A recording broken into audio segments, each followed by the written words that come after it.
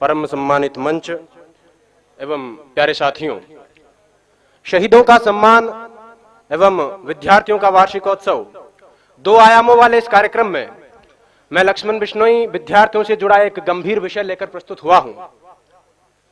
विचारों की अभिव्यक्ति में कहीं कोई त्रुटि हो तो क्षमा करें।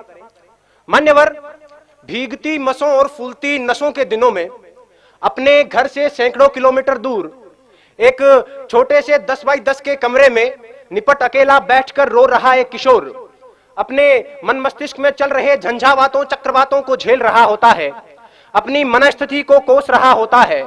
किसी छोटे बड़े सपने के खत्म हो जाने के कारण हर वक्त खुद को हीन समझ रहा होता है और उसके बाद वो एक ऐसा फैसला लेता है जिसे लेने का उसे कोई हक नहीं है।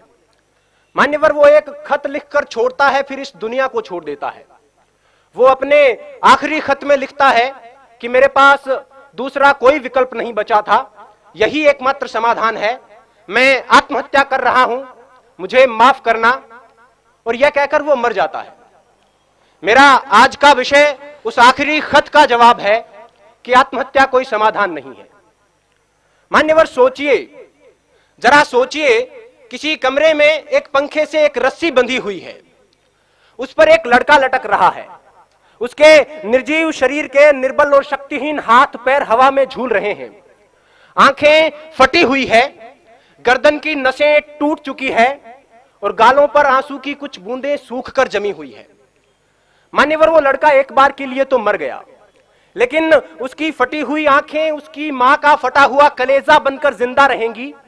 उसकी गर्दन की टूटी हुई नसें उसके बाप के दिल के टूटे हुए वो तार बनेंगी जो अब कभी झंकृत नहीं होंगे।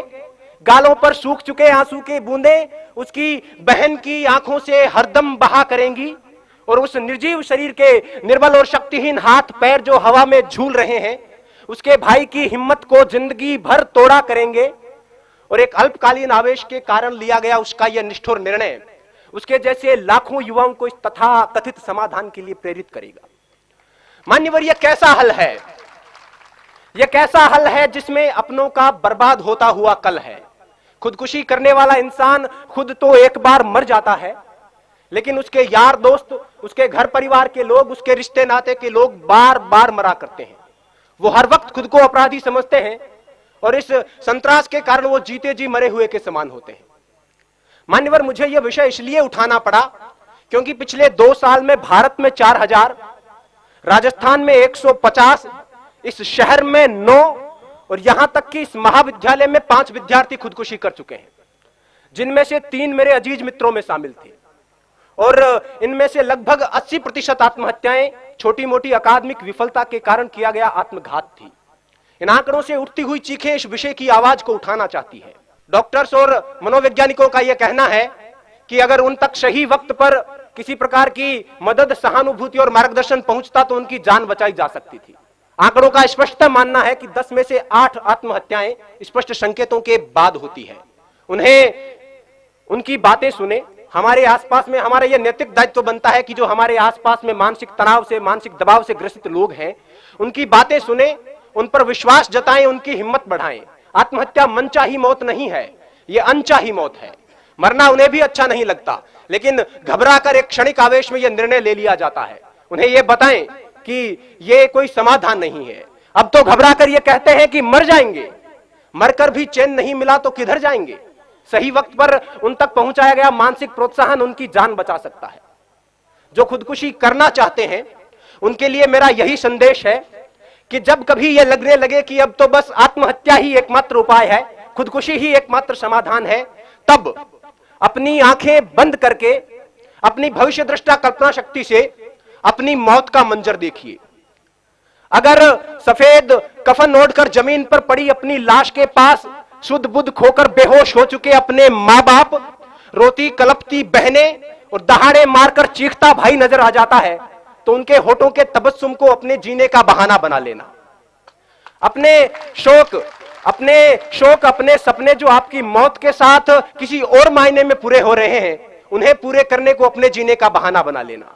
अपनी कला को विस्तार देने को, आगे के जीवन को निहार लेने को, दूसरों को उपकार देने को कोई भी बहाना बना लेना। जीने के बहाने लाखों हैं। अगर फिर भी कोई बहाना ना मिले तो जैसे बचपन में मास्टर जी की मार से बचने के लिए कोई बहाना गढ़ लिया करते थे, इस बार मौत से बचने के लिए बहाना गढ़ लीजिए, लेकिन मरिए मत।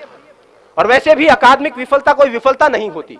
विश्व नायक माने जाने वाले लोग कभी अपने अकादमिक क्षेत्र में सफल नहीं हो पाए थे।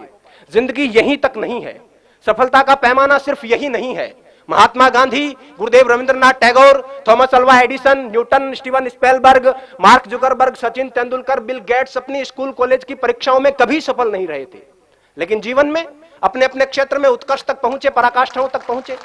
अतः छोटी मोटी विफलताओं को दिल से न लगाएं, छोटे मोटे सपनों के पीछे जीवन बर्बाद न करें।